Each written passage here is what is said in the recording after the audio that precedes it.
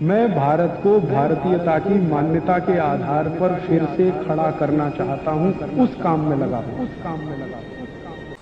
दूसरी हमसे क्या गलती हो रही है, हमने अपने घर का नाश्ता ऐसा बनाया जो यूरोप और अमेरिका में मजबूरी में खाया जाता। मैंने कहा ना, पाव रोटी, डबल रोटी, बिस्किट, अब हमने घर में शौक से लाना शुरू किया। ज्यादातर घरों में ब्रेड पकौड़े नाश्ते में मैं देखता हूं, या ब्रेड का कोई ना कोई प्रिपरेशन नाश्ते में मिलता है। पूछो, कहते हैं बहुत इजी है। इजी तो इडली भी है, सांभर भी है, उत्तपम भी है, रसम भी है, डोसा भी है, और हलवा से ज्यादा इजी कोई चीज नहीं। सबसे सुरक्षित, सबसे पौष्टिक हलवा के बारे में आप जानते हैं? मेरे पास कोई ऐसा पेशेंट आ जाए जो ऑपरेशन करा के आया हो अभी घंटे भर पहले, मैं उसको कह सकता हूं कि घी का हलवा खा लो, इतना सुरक्षित है। उस पेशेंट को रोटी नहीं खिलाई जा सकती, दाल नहीं खिलाई जा सकती, चावल नहीं खिलाया जा सकता, कम से कम 15 दिन। लेकिन मैं उसको यह जरूर कह देता हूं कि ऑपरेशन खत्म होते ही, जैसे ही होश आए, हलवा बना के खिला देना देशी गाय के घी का, क्योंकि वो हीलिंग में बहुत मदद करता है। तो हलवा से ज्यादा तो कोई भी हमारे पास डिश नहीं है जो 5 मिनट में बन सके। लेकिन वो हलवा गायब हो रहा है धीरे धीरे।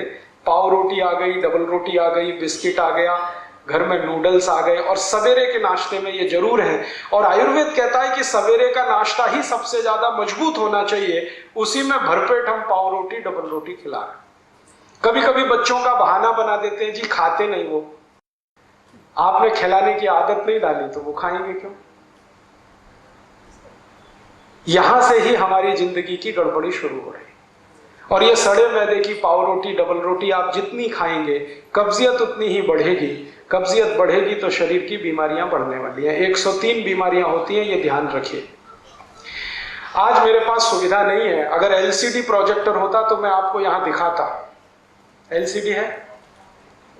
एलसीडी प्रोजेक्टर हो तो मैं आपको दिखाता कि जब आप ये खाते हैं ना, मैंने इसमें बहुत सुंदर स्लाइड्स बनाई हुई कि जैसे ही पाव रोटी खाते हैं तो अंदर क्या होता है पेट में जाने, डबल रोटी खाने के बाद क्या होता है, बिस्किट खाने के बाद क्या होता है, चाउमीन और नूडल्स खाने के बाद पेट में क्या होता है, कैसे कैसे वो कहां कहां चिपकता है, कितने एरिया को वो कवर करता है, और फिर कैसे आपको कॉन्स्टिपेशन बनाता है। और उसका बनाने का जो तरीका कोई देख ले तो उसको घृणा हो जाए, इतने खराब तरीके से बनता है। दोस्तों, सबसे पहले तो चैनल सब्सक्राइब करें, फिर लाइक, कमेंट और शेयर करें। और हाँ, हमारा एंड्रॉयड ऐप डाउनलोड करना ना भूलें।